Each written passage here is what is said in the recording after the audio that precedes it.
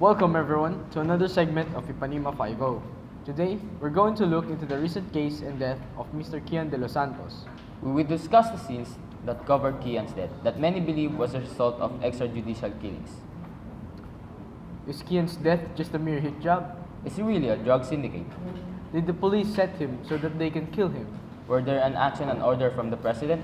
Did he really resist an arrest? Will there be due process for Kian's death? I am John Leonard Raya. I'm Kervin Terence Reyes. And together, let's find out.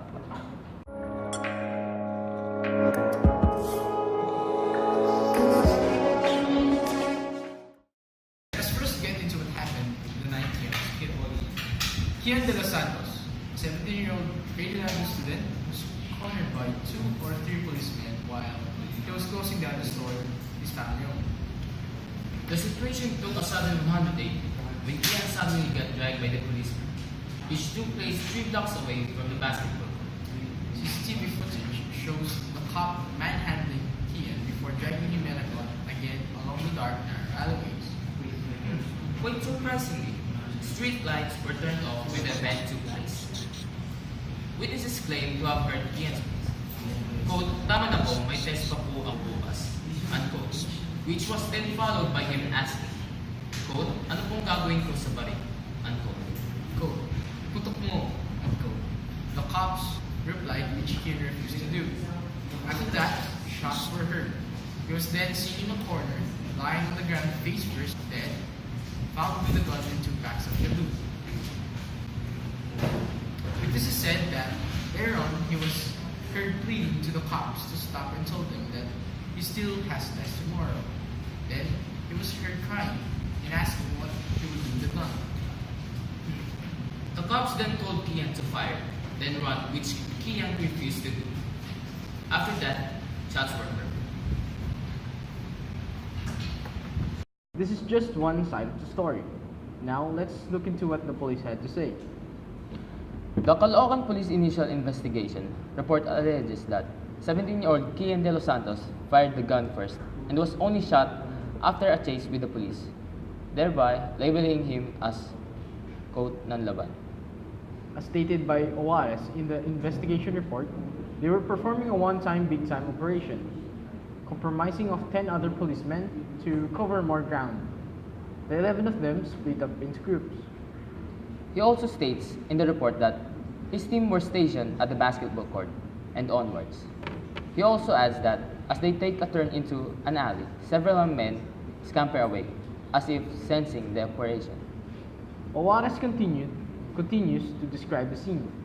They run after the men, resulting to a chase, but they did not stop despite Juarez and his team identifying themselves as cops. As they approached a narrow road, shots were allegedly fired from their left, causing them to duck. In spite of this, Juarez claims to still have seen the gunman. He ran after the gunman and was forced to shoot to prevent further aggression. The gunman is allegedly Kian de los Santos. Now let's look into the contradiction of this report. According to Kian's father, his son couldn't have been armed with a gun because he was wearing boxer shorts the night he was killed. Moreover, Kian is a lefty but the gun was found in his right hand. Another witness account states that while Kian was buying from their store earlier that night, she did not see any firearm when Kian repeatedly lifted his shirt up. Chief Inspector Jocelyn Cruz, who conducted an autopsy after Kian was embalmed, said that she discovered 2 gunshot wounds, one in the left ear and another behind it. From these wounds, she deduced that Kian was shot while he was kneeling, face on the ground, his back to his attackers, who was 2 feet away from him.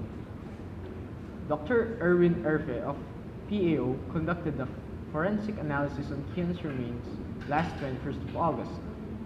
He said that there may have been 1 or 2 gunmen. Also discovered from his analysis were 3 entry wounds.